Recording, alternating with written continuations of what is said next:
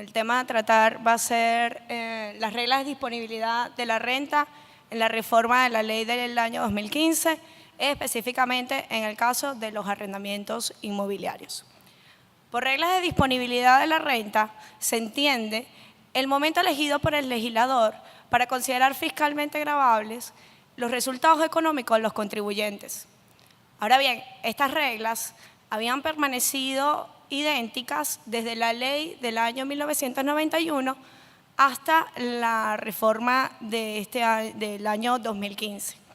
En esta reforma se estableció que únicamente se consideran como rentas disponibles cuando son pagadas los enriquecimientos del trabajo bajo relación de dependencia y las ganancias fortuitas, pasando a ser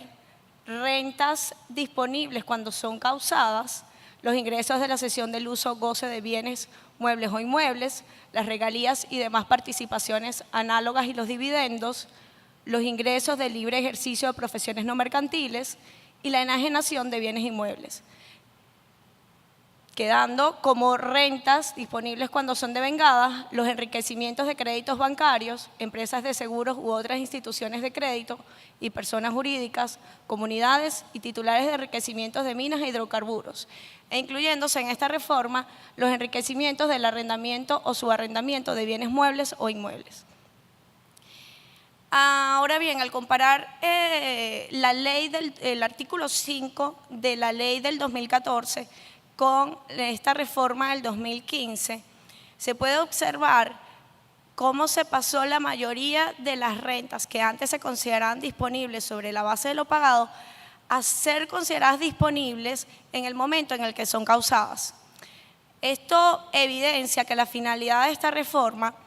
fue simplemente anticipar el impuesto.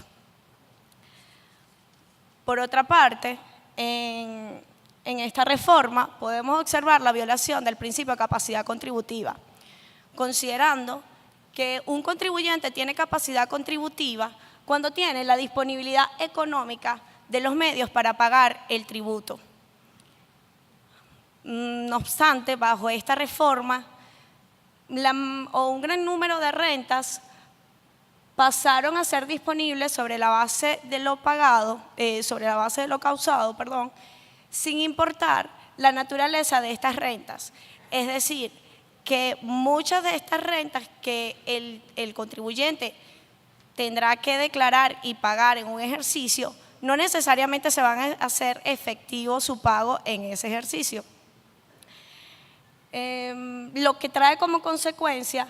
un rompimiento del equilibrio tributario. En tanto y en cuanto, si bien existe la obligación para todos los contribuyentes de coadyuvar a los gastos públicos de la nación a través del pago de los impuestos, que dicho pago sea sobre expectativas de rentas, configura una violación del principio de capacidad contributiva por cuanto desconoce la capacidad económica real y vulnera o viola lo que es la equidad del sistema tributario venezolano que debe procurar la justicia tributaria. Ahora bien, en el caso específico de los cánones de arrendamiento, el tratamiento fiscal que le dio esta reforma a rentas que anteriormente se consideraban pagadas, se consideraban disponibles cuando eran pagadas, ahora son disponibles cuando son devengadas. Lo cual, si bien se puede decir que estas rentas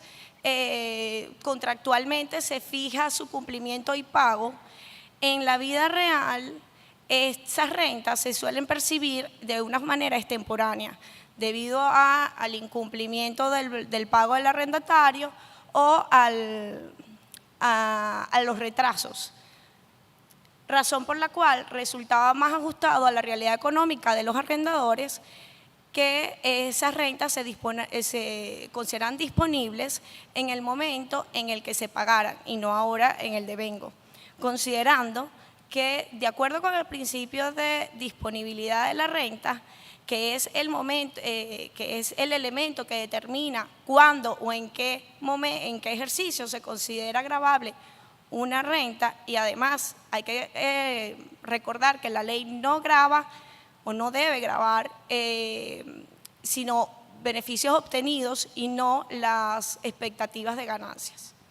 Otro punto de esta reforma que vale la pena comentar es la incidencia de las nuevas reglas de disponibilidad en la deducción de los gastos asociados a los cánones de arrendamiento. Hay que señalar que de acuerdo con la regla de correspondencia del gasto, los gastos asociados a ingresos disponibles sobre la base de lo pagado pues son deducibles cuando hayan sido pagados, mientras que de acuerdo con el artículo 76 del reglamento de la Ley de Impuestos sobre la Renta, tanto los gastos asociados a ingresos disponibles sobre la base de lo causado como los gastos asociados a ingresos disponibles sobre la base de lo devengado se podrían deducir en el momento en el que son causados, aunque no hayan sido pagados. Como consecuencia o visto el cambio de las nuevas reglas de disponibilidad por la modificación del artículo 5, se puede observar que no solo se modificó las reglas de disponibilidad, sino que también se fijó el momento en el que se pueden deducir los gastos. En este sentido, es oportuno comentar que aunque en esta reforma no se hizo una disposición expresa sobre este tema de la correspondencia de los gastos en función de las nuevas reglas de disponibilidad, se podría considerar que la eliminación del parágrafo único del artículo 32 de la ley del 2014, sobre lo cual no me voy a referir en profundidad porque no es tema de esta ponencia, pareciera equiparar de cierta forma la situación entre el arrendador y el arrendatario, en tanto y en cuanto, por un lado, las rentas